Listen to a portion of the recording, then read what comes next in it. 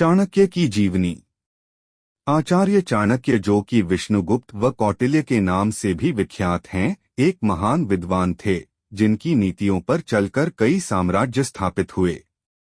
आइए आज हम उनके जीवन के बारे में विस्तार से जानते हैं। जन्म व शिक्षा। राजा और प्रजा के मध्य पिता और पुत्र जैसा संबंध होना चाहिए, ऐसे विचारों के प्रणेता महापंडित चाणक्य का जन्म बौद्ध धर्म के अनुसार लगभग 400 ई पूर्व तक्षशिला के कुटिल नामक एक ब्राह्मण वंश में हुआ था। उन्हें भारत का मैकियावली भी कहा जाता है। नाम और जन्म को लेकर इतिहासकार एक मत नहीं हैं।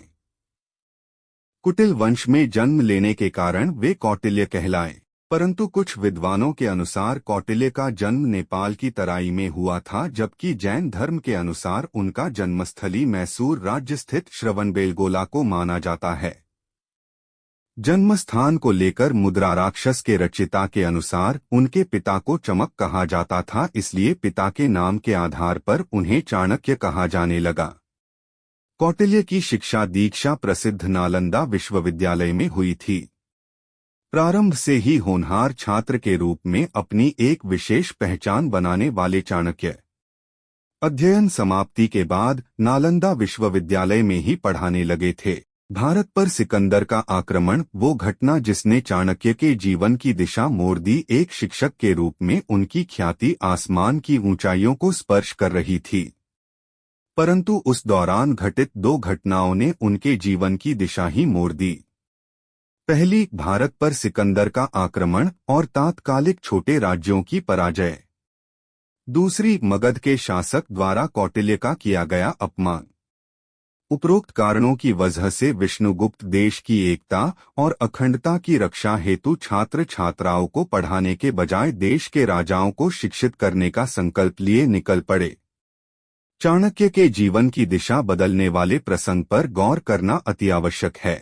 गौरतलब है कि भारत पर सिकंदर के आक्रमण के समय चाणक्य तक्षशिला में प्राध्यापक थे।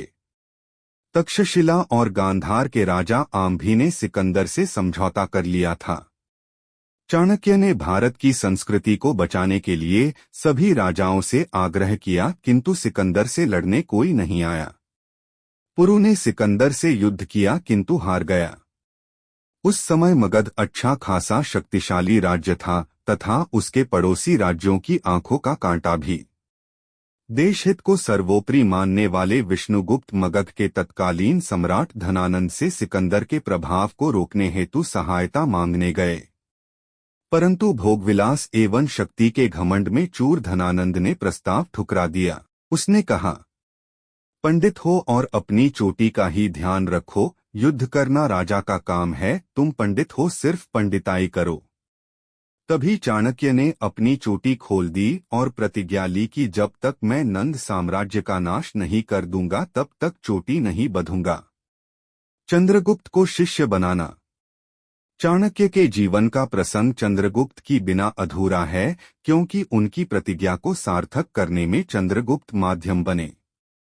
एक प्रवास के दौरान चाणक्य की नजर एक ग्रामीण बालक पर पड़ी। उनकी दिव्यदृष्टि ने बालक में राजत्व की प्रतिभा को भांप लिया।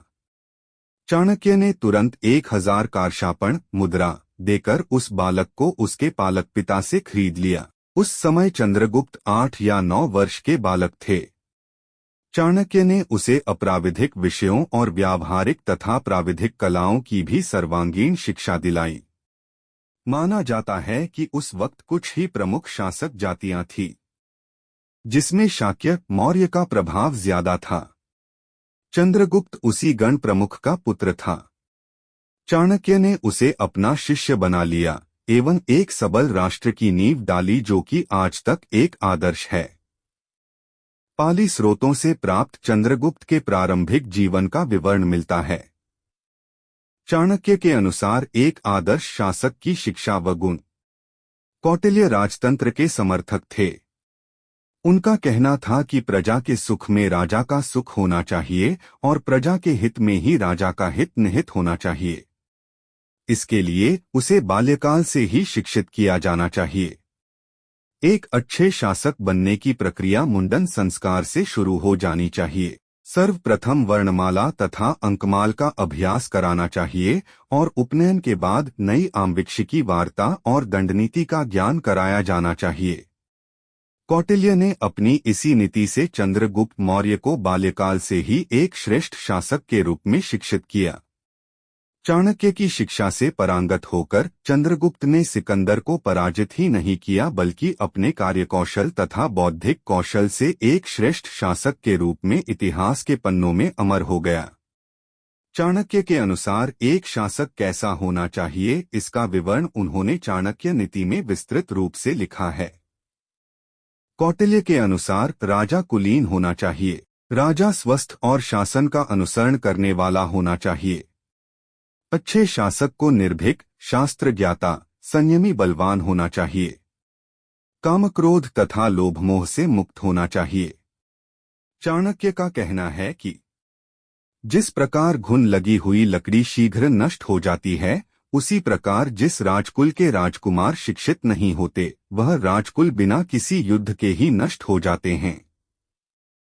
कौटिल्य का उपरोक्त कथन निसंदेह सृष्टि के सभी परिवारों के बालकों पर भी चरितार्थ होती है। अर्थशास्त्र की रचना। कौटिल्य की महान कृति अर्थशास्त्र आज भी प्रासंगिक है। इसमें 15 अधिकरण, 180 प्रकरण, 150 अध्याय और 6000 श्लोक हैं। इस कृति में राजनीति, अर्थशास्त्र, इंजीनियरिंग विद्या, रसायन शास्त्र, भूगर्भ विद्या तथा अनेक विषयों को समाहित किया गया है।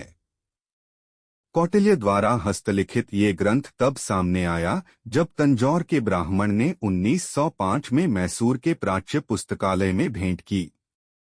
हालांकि इसके पहले विद्वानों को ये ज्ञात था कि कौटिल्य द्वारा हस्तलिखित अर्थशास्त्र पर कोई ग्रंथ है, किंतु प्रमाण नहीं था। कौटिल्य द्वारा हस्तलिखित अर्थशास्त्र पर आधारित ये ग्रंथ राजनैतिक ग्रंथ है। इसमें सभी राजनीतिक विचारों को समाहित किया गया है। कौटिल्य ने राज्य की अवधारणा को प्रतिपादित किया है, परंतु ये कहना कठिन है कि उस समय राज्य का विचार क्यों प्रतिपादित हुआ। संभवतः कौटिल्य के अध्यापन कार्य को छोड़कर इस व्यवस्था में आने का कारण ही राज्य की उत्पत्ति का कारण रहा होगा। उस समय विद्यमान हिंसा और अव्यवस्था ने राज्य की अवधारणा को जन्म दिया होगा। राज्य को ऐसी शक्ति के रूप में देखा जाने लगा। चाणक्य के अनुसार राज्य के 7 अंग। चाणक्य ने अपने पूर्ववर्ती विद्वानों मनु, भीष्म और शुक्र की राज्य कल्पना को प्रतिपादित करते हुए राज्य को 7 अंगों में विभक्त किया है। 1. स्वामी। स्वामी यानी राजा जिसके चारों ओर शक्तियां घूमती हैं। कौटिल्य के अनुसार अमात्य का अर्थ मंत्री और प्रशासनिक अधिकारी दोनों से है। 2. अमात्य। अमात्य राजा का दूसरा महत्वपूर्ण अंग है।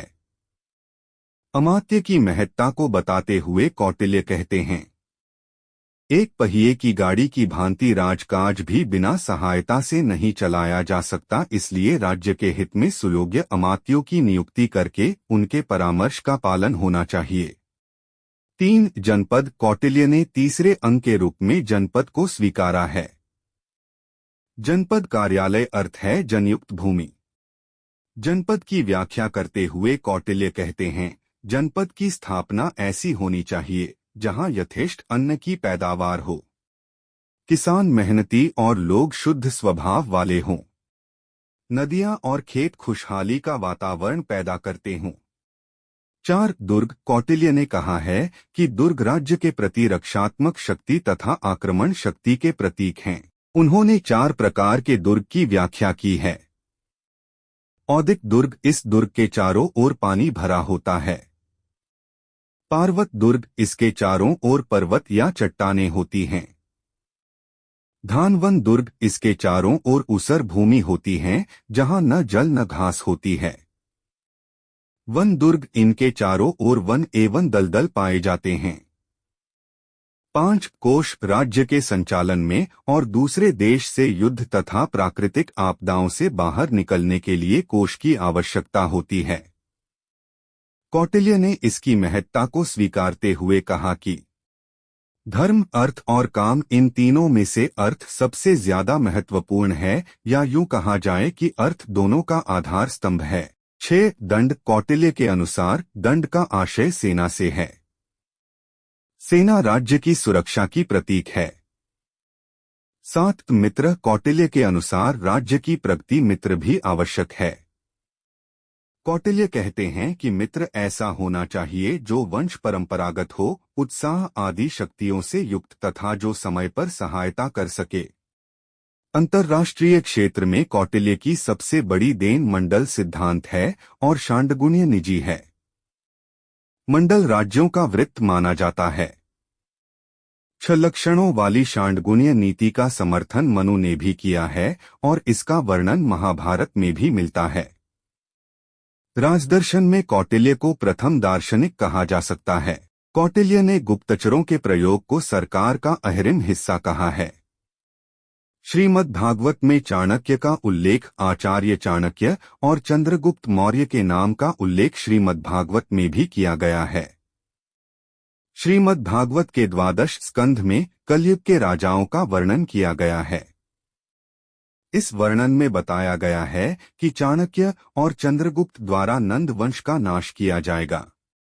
ऐसा माना जाता है कि श्रीमद् भागवत हजारों वर्ष पहले वेद व्यास द्वारा रची गई है, जबकि कई इतिहासकारों द्वारा आचार्य चाणक्य और चंद्रगुप्त का इतिहास लगभग 350 ईसा पूर्व का बताया गया है। श्रीमद् भागवत में उल्लेख मिलता है कि कलयुग में महापद्म नामक राजा का पृथ्वी पर साम्राज्य होगा।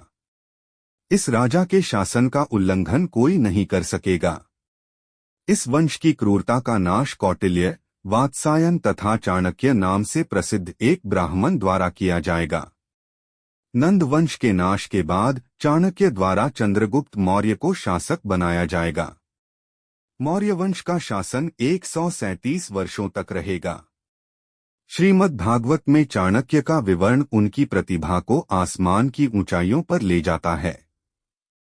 कर्म को प्रधान मानने वाले चाणक्य ने धनानंद के पतन से ये उदाहरण प्रस्तुत किया कि आलसी मनुष्य का वर्तमान और भविष्य नहीं होता। चाणक्य का जीवन प्रेरणा का अपार स्रोत। जो लोग ये कहते हैं कि किस्मत पहले से लिखी जा चुकी है तो कोशिश करने से क्या फायदा, ऐसे लोगों को चाणक्य कहते हैं। तुम्हें क्या पता, किस्मत में ही लिखा हो कि कोशिश करने से सफलता मिलेगी। ये सर्वविदित है कि पुरुषार्थ से ही दरिद्रता का नाश होता है।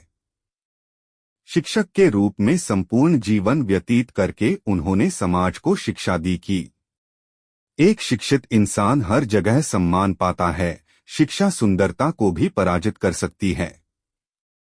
चाणक्य का संपूर्ण जीवन ये सिद्ध करता है कि व्यक्ति अपने गुणों से ऊपर उठता है, ऊंचे स्थान पर बैठने से नहीं। चंद्रगुप्त मौर्य के माध्यम से सुदृढ़ केंद्रीय शासन की स्थापना करके एक श्रेष्ठ राष्ट्र का उदाहरण प्रस्तुत करने वाले चाणक्य की शिक्षाएं आज भी समाज तथा देश के लिए प्रासंगिक हैं। कौटिल्य ने अपनी अमूल्य रचना अर्थशास्त्र में कहा है कि कर ऐसा होना चाहिए कि व्यापार और उद्यम पर अंकुश न लगे, वाणिज्य में सुगमता हो और कर 2 बार न लगे। कौटिल्य ने चेतावनी दी थी कि यदि इन सिद्धांतों का पालन नहीं हुआ तो व्यापारी दूसरे राज्य में चले जाएंगे। वैश्वीकरण के इस युग में कौटिल्य की उपरोक्त बातें यथार्थ नजर आ रही हैं। अर्थशास्त्र के जानकार आज भी कौटिल्य द्वारा लिखी अर्थशास्त्र का अध्ययन करते हैं। चाणक्य नीति का अनुसरण करके कई राजनायक सफल सुशासन की ओर अग्रसर हैं। मृत्यु चाणक्य की मृत्यु के बारे में कोई ठोस प्रमाण नहीं मिलने के कारण इतिहासकार इसे लेकर एक मत नहीं है। माना जाता है कि उनकी मृत्यु 300 ईपू के आसपास हुई थी। कुछ लोगों का मानना है कि उन्होंने अन्नजल त्याग कर देह त्याग दिया था, तो कुछ लोग किसी षड्यंत्र द्वारा उनकी हत्या की बात करते हैं। मित्रों, चाणक्य द्वारा प्रस्तुत की गई एक बातें महत्वपूर्ण हैं। भारत की अनमोल धरोहर चाणक्य का नाम इतिहास के पन्नों में स्वर्ण अक्षर में अंकित है। उनके कथन के साथ ही कलम को विराम देते हैं। असंभव शब्द का प्रयोग केवल कायर करते हैं। बहादुर और समझदार व्यक्ति अपना मार्ग स्वयं प्रशस्त करते हैं। ऐसे ही अनोखे और नॉलेजफुल कहानी को सुनने के लिए वीडियो को लाइक, कमेंट, शेयर और सब्सक्राइब करना ना भूले।